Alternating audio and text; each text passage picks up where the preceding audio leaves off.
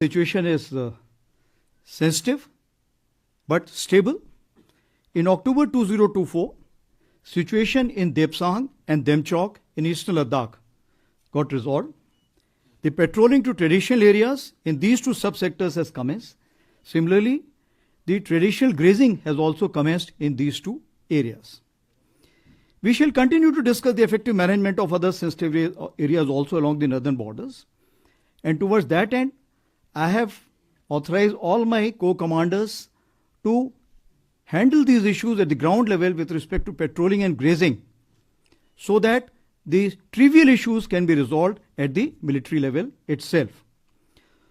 On deployment along LASA is balanced and robust. We are well poised to deal with any situation. A focused capability development for northern borders enabled infusion of niche technology into our warfighting system and a whole of nation approach. We are progressing well. हमारी प्राथमिकता है सभी agencies की सहभागिता, border infrastructure को और मजबूत बनाना है. Coming on to J&K, situation is firmly under control.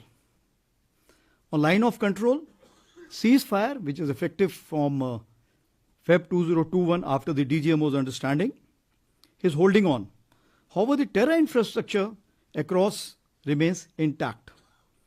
Infiltration attempts continue, including from the IB sector or so many other avenues which are available, along with drone attempts to smuggle warlike stores and narcotics. In hinterland, in recent months, increased terrorist activities was seen in North Kashmir and Doda-Kishtwar belt. Our CT grid there has been reinvigorated and tempo of kinetic ops has been enhanced. Past year, 60% of terrorists eliminated were of Pakistan origin.